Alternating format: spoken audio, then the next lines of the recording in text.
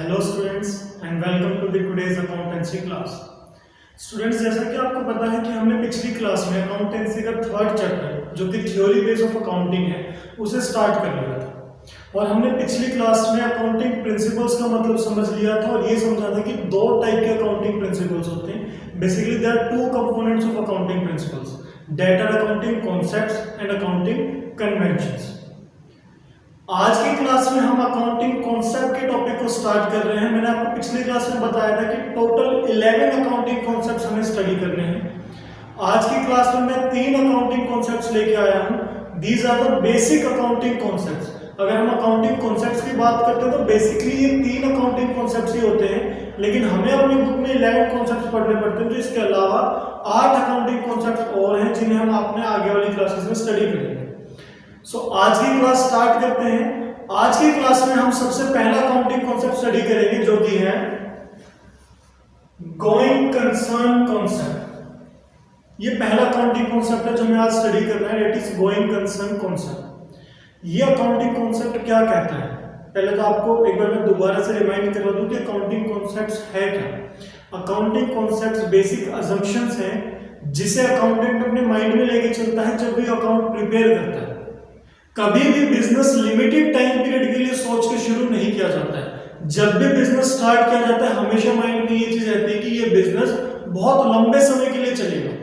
यही चीज going concern concept की है, जिसमें ये अज्यूम किया जाता है कि जो बिजनेस है, जो एंटिटी है, वो आने वाले कई सालों तक काम करेगी। और जब भी अकाउंटेंट अकाउंट्स को प्रिपेयर करेगा वो इस चीज को माइंड में रखेगा कि बिजनेस जो है वो आने वाले कई सालों तक काम करेगा। उस हिसाब से वो अपने अकाउंट्स को प्रिपेयर करता है। अब ऐसे कौन कौन से कॉन्सेप्ट या टर्म्स हैं जो ये बताते हैं हमें कि अकाउंटेंट के माइंड में हमेशा ये चीज रहती है कि business will go on for ever. अगर आपको ध्यान हो, हमने करंट एसेट्स और नॉन करंट एसेट्स का टॉपिक पढ़ा था। बेसिक डिवीजन करंट एसेट्स और नॉन करंट एसेट्स के पीछे वो इसी के कारण है, गोइंग कंसर्न कॉन्सेप्ट के कारण ही है। क्योंकि जब अकाउंटेंट को पता है कि आने वाले कई सालों तक बिजनेस चलेगा तो ही एसेट्स को दो पार्ट में डिवाइड किया गया है। एक तो वो जो साल के दौरान कैश में कन्वर्ट हो सकते हैं और एक वो जिनको कन्वर्शन होने में बहुत ज्यादा समय लगेगा। अगर मान लीजिए मैं एक बिजनेसमैन हूं और मैं ये सोच के बिजनेस स्टार्ट कर रहा हूं कि मुझे बस 1 साल के लिए चलाना है बिजनेस, तो फिर मेरे लिए क्या करंट एसेट और क्या नॉन करंट एसेट। तो जो करंट नॉन करंट का डिवीजन है एसेट्स के बेसिस पे, वो भी इसी के कारण है। एक चीज मैं और याद दिलाऊंगा आपको, तो वो है revenue expenditure and capital expenditure. Revenue expenditure वो एक्सपेंडिचर है जिनके benefit within a year मिल जाते हैं। कैपिटल एक्सपेंडिचर वो है जिनके बेनिफिट्स आने वाले कई सालों तक मिलते हैं।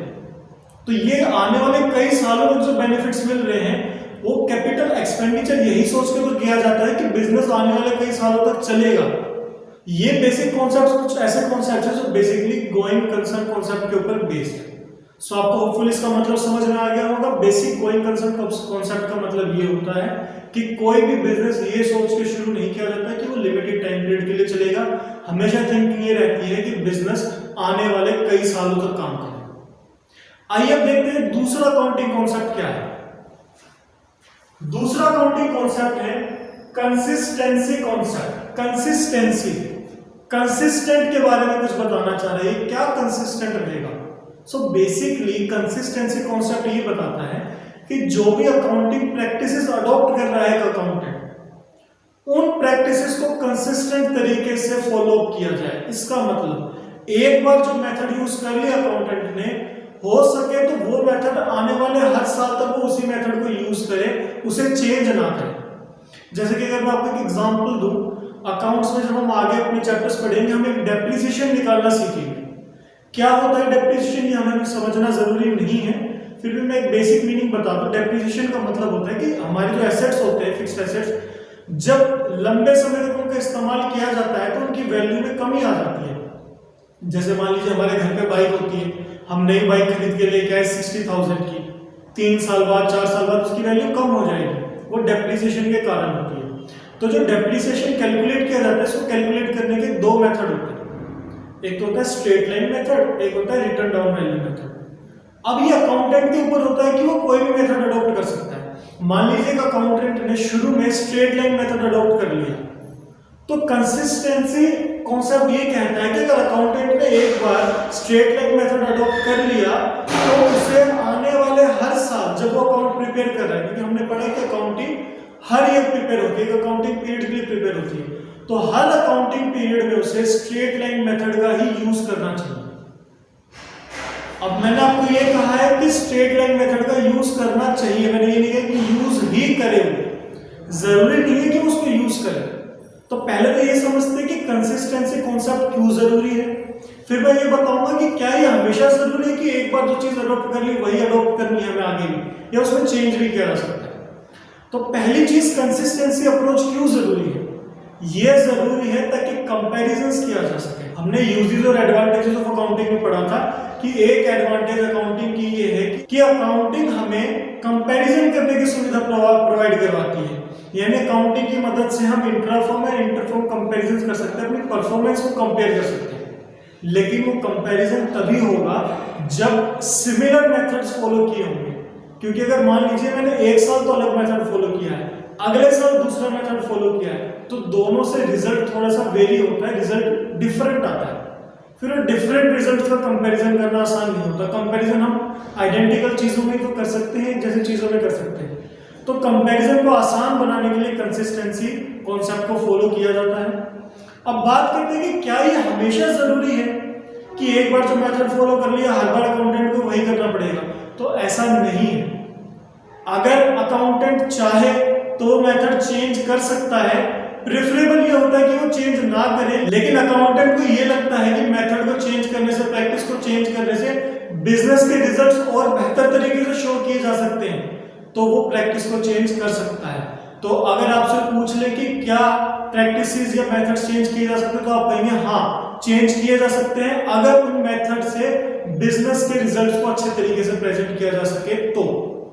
ये हमारा बेसिक दूसरा कॉन्सेप्ट था जो ये बताना चाह रहा है कि जो मेथड्स प्रैक्टिसेस फॉलो किए हैं वो सेम होनी चाहिए हर साल। थर्ड कॉन्सेप्ट देखते हैं क्या है। थर्ड कॉन्सेप्ट है एक्यूरल कॉन्सेप्ट। जो अकाउंटिंग होती है वो दो टाइप से हो सकती है, तो कैश कॉन्सेप्ट के बेसिस पे या एक्यूरल कॉन्सेप्ट। हम जनरली एक्यूरल कॉन्सेप्ट लेते हैं, एक्यूरल बेसिस लेते हैं अकाउंटिंग का। अब ये एक्यूरल बेसिस क्या है, अब मैं आपको एक क्वेश्चन पूछता हूँ, एक एग्जांपल देता हूँ, फिर इसको एक्सप्लेन करता हूँ। मान लीजिए मैंने कोई गुड्स परचेज किए हैं 28 मार्च को, मैंने 28 मार्च को 50,000 के गुड्स परचेज किए। अब मैंने आपको बताया कि परचेज और सेल्स जो है वो दो तरीके से हो सकती है, कैश बेसिस पे, क्रेडिट बेसिस पे। मान लीजिए मैंने उधार सामान खरीदा है, 50,000 का सामान मैंने उधार खरीद लिया, और ये जो 50,000 रुपए का सामान उधार अभी लिया है इसकी पेमेंट मैंने कर दी 5 अप्रैल 2020 ले लेते हैं। 5 अप्रैल को मैंने इसकी पेमेंट कर दी, 50,000 की मैंने पेमेंट कर दी। अब आपको पता है कि अकाउंट्स एक स्पेसिफिक टाइम पीरियड के लिए बनता है, जो कि जनरली क्या होता है 1 अप्रैल से 31 मार्च, यानी कि 31 मार्च को अकाउंट्स को क्लोज करना पड़ता है, अकाउंट्स को खत्म करना पड़ता है, फिर 1 अप्रैल से नया अकाउंट बनता है। अब मुझे आप ये बताइए, मैंने जो 28 मार्च को सामान खरीदा है, अब मैं इसके एंट्री 28 मार्च को करूंगा या फिर 5 अप्रैल को जो मैंने पेमेंट की है, तो 5 अप्रैल को तो अगला अकाउंटिंग पीरियड शुरू हो गया, यानी कि मैं नया अकाउंट्स बनाऊंगा अप्रैल से। तो अब मुझे आप ये बताइए कि ये जो 50,000 रुपए का सामान खरीदा इसको मैं 28 तारीख को एंटर करूंगा अपने अकाउंट में जब मैंने सामान खरीदा, या फिर मैं 5 तारीख को एंटर करूंगा जब मैंने इसकी पेमेंट की।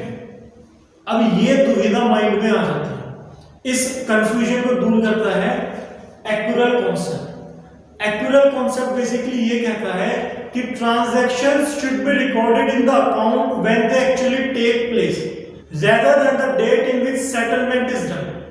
इसका मतलब ये है कि एक्यूरल कॉन्सेप्ट ये कहता है कि ट्रांजैक्शंस को अकाउंट में तब रिकॉर्ड किया जाएगा जब वो ट्रांजैक्शंस की गई है, लेन देन किया गया है, irrespective of the cash payment. बेशक उस दिन कैश का लेन देन हुआ हो या ना हुआ हो, कैश की पेमेंट हुई हो या फिर ना हुई। तो बेसिकली परचेज कब किया है मैंने, परचेज मैंने किया है 28 मार्च को। तो मैं इस ट्रांजैक्शन को कब रिकॉर्ड करूंगा, 28 मार्च को। यह है एक्चुअल कॉन्सेप्ट जो ये कहता है कि जिस दिन ट्रांजैक्शन एक्चुअली में हुई है उस दिन चीजें रिकॉर्ड होगी, ना कि जिस दिन सेटलमेंट की गई। सेटलमेंट का मतलब जब मैंने कैश की पेमेंट की। सो ये एक्चुअल कॉन्सेप्ट है। ये 3 बेसिक अकाउंटिंग कॉन्सेप्ट्स हैं। आज की क्लास में हमें यही पढ़ने थे। हमने क्या क्या देखा, गोइंग कंसर्न कॉन्सेप्ट जो ये कहता है कि बिजनेस लंबे समय तक चलेगा, कंसिस्टेंसी कॉन्सेप्ट जो ये कहता है कि अकाउंटिंग प्रैक्टिसेस और मेथड्स कंसिस्टेंट होने चाहिए, और थर्ड एक्चुअल कॉन्सेप्ट जो कि ये कहता है कि ट्रांजैक्शंस को रिकॉर्ड उस डेट पे किया जाए जिस दिन वो ट्रांजैक्शन की गई है, ना कि जिस दिन उसकी पेमेंट हुई है। हो सकता है पेमेंट उसी दिन होगी मैंने कैश बेसिस पे की होती तो उसी दिन हो जाती। सो बेसिकली मैं ये कहना चाह रहा हूँ कि जिस दिन सेटलमेंट होती है उस दिन करना जरूरी नहीं है, केवल और केवल चीजें उस दिन रिकॉर्ड होगी जिस दिन वो ट्रांजैक्शन की गई। तो आज की क्लास में इतना ही था। जो बाकी के आपके 8 अकाउंटिंग कॉन्सेप्ट्स रह गए हैं उससे हम आने वाली क्लासेस में डिस्कस करेंगे।